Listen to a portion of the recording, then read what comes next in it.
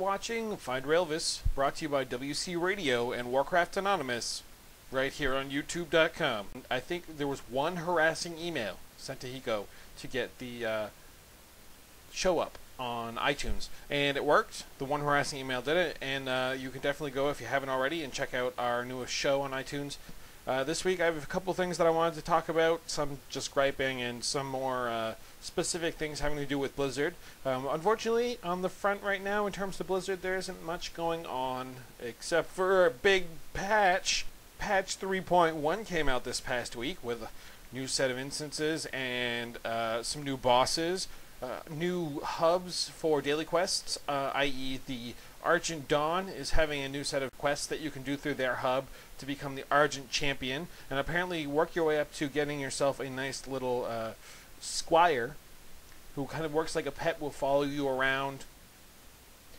Suck the blood of the Horde. Apparently suck the blood of the Horde, you know, that kind of thing. That last part might not be entirely true. So if you haven't checked out, go ahead and do that. Even log on to worldofwarcraft.com and check out the new trailer if you haven't seen it yet for the Secrets of Ulduar. Other news today, I want to talk about the fact that if you haven't also visited the front page of Blizzard.com, or I should say worldofwarcraft.com, you might not know, but for those of you who happen to have yourselves an iPod Touch, you can go ahead and log on to Blizzard, or look for it on iTunes. They actually are giving away authenticators for your iPods, which are free, which is kind of nice to see. Unlike having to spend the 10 or 15, whatever it was, to get the little keychain, you can actually now get the authenticator for your iPod Touch or your iPod phone. Well, Railvas, how does it work?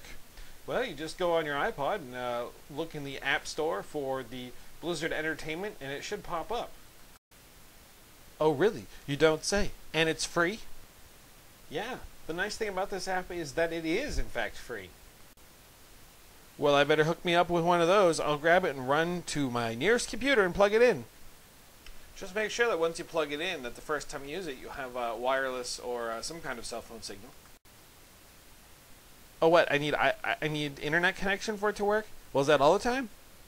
No, you don't need internet connection all the time for it to work. Just the first time you start using it, or if, in case you ever have to resync it. Otherwise, it'll work just no matter where you go, what you do with it.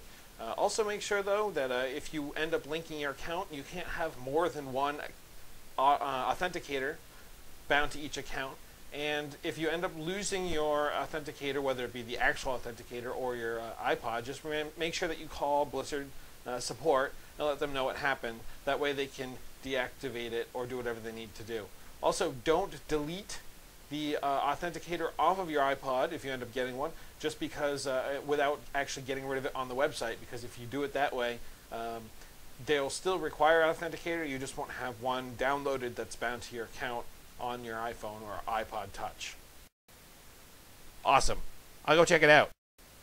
So go check out the iPod authenticator that you can get. Again, it's free, and I guess this is going to be a nice way for Blizzard to get that out there for everyone to use and have access to, which will hopefully cut down on the amount of people, since I haven't heard very many on keyloggers, but it'll cut down on that.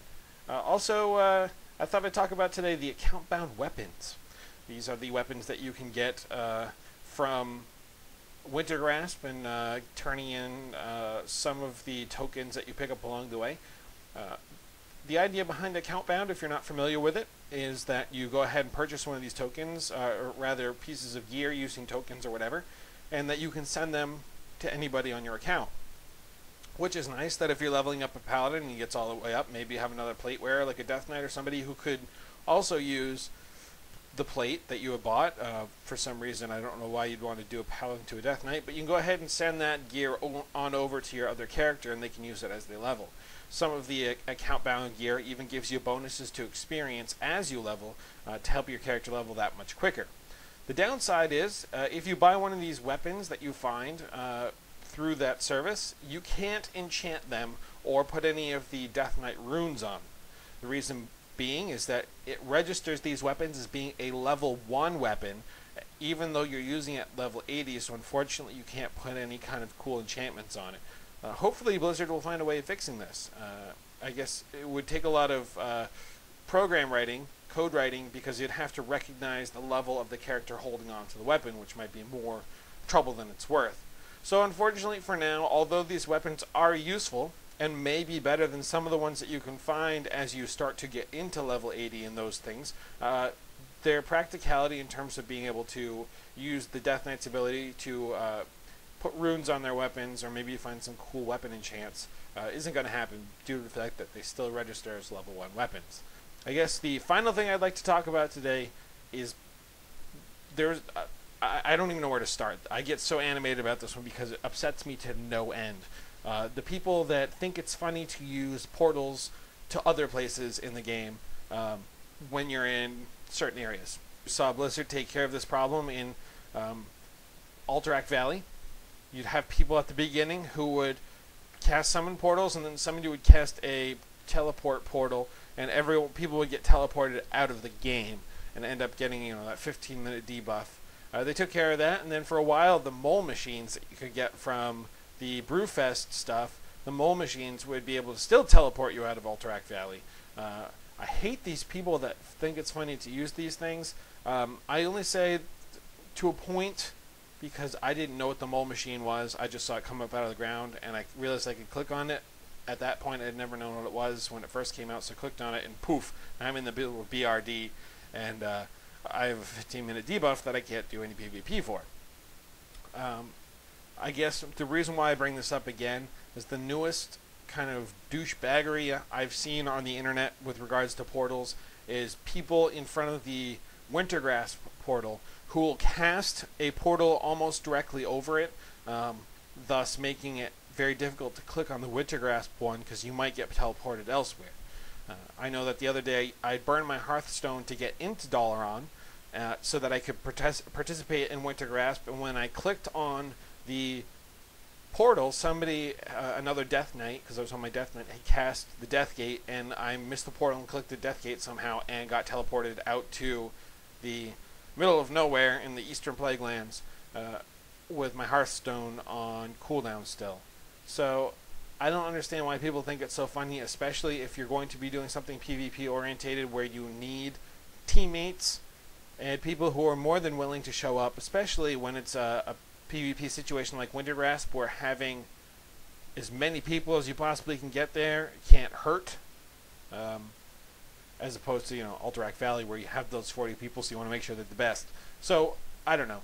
I really want to caution people, if you see somebody out there who's being an idiot like that, talk to them, say something. I don't know. I don't know what to do. It just burns me to no end because I have clicked on these portals either not knowing what they were or completely by accident because I try to click on one thing and end up clicking on another. How I feel. Today's question of the day is, what do you feel about people who do that? Do you think these people are idiots? Do you agree with me? Do you think it's fun to do and go ahead and teleport people elsewhere because no harm, no foul, really? I mean, yeah, they don't get to participate, but at the same time, it's not like you've thrown them to their death. What do you think? Go ahead and leave a text, comment, or video response. And I guess I will see you somewhere next week? No, on the flip side. If at any point in the week you want to get a hold of me, I do check my YouTube account quite frequently for comments and things like that. But you can also directly email me at railvas@wcradio.com. That's RAILVAS at wcradio.com. Again, that kind of like Hiko's. That goes straight to my iPod when I have wireless. And I'll try to respond to you as soon as possible, assuming that my professor's not watching, or actually that's pretty much the only reason why I wouldn't, unless I didn't have wireless.